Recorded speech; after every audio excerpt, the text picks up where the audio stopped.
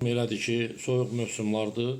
Soyuq mövsümlərdə da virus mənşəli xəstəliklərin yayılma ehtimalı artır bildiyimiz kimi. Ona görə papilloma virusun, sonra genital herpesin, yəni cinsi orqanlarla bağlı olan herpesin artım dövrüdür bu dəqiqə. Və bununla əlaqədar olaraq, bununla bağlı suallar da artır. Çünki insanlar daha çox bu xəstəliklərlə rastlaşırlar və bununla bağlı suallar artır. Papilloma virusla bağlı nə əlavələr eləyə bilərəm? Yəni mənə verilən suallarla əlaqədar.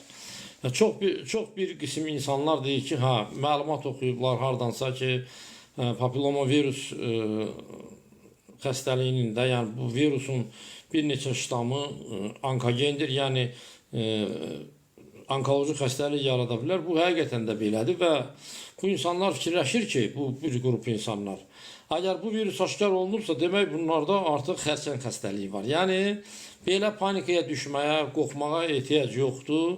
Papilloma virusun aşkar olunması hələ həmən şəxsdə onkoloji xəstəliyin olması demək deyil. Sadəcə olaraq papilloma virusun 2 ştamı, 16-18 nömrəli ştamlar əksərən qadınlarda, az miqdarda da kişilərdə ola bilər ki, onkoloji problemlər yaratsınlar.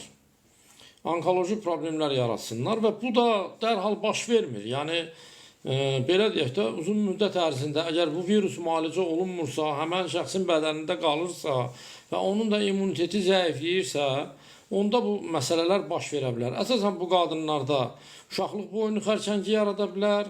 İndi kişilərdə nadir hallarda olsa da deyilənə görə, yəni belə informasiyalar var ədəbiyyatlarda ki, leykoz yarada bilər. Belə bir informasiya var, amma bundan qorxuya düşmək lazım deyil. Papilloma virus aşkar olunanda. Əziz izləyicilər, papilloma virus aşkar olunubsa, bu bir adi infeksiyon xəstəlikdir. Yəni, cinsi yolla keçən infeksiyon xəstəlikdir. Nə etmək lazımdır? Dərhal həkimə müraciət edib, bunu müalicə elətdirmək lazımdır. Bu özünü nə ilə bürüzə verir? Cinsiyyət orqanları nahiyəsində, həm kişilərdə, həm qadınlarda xırda ət xallarına oxşayan xırda belə əkiklər, ziyillər əmələ gəlir.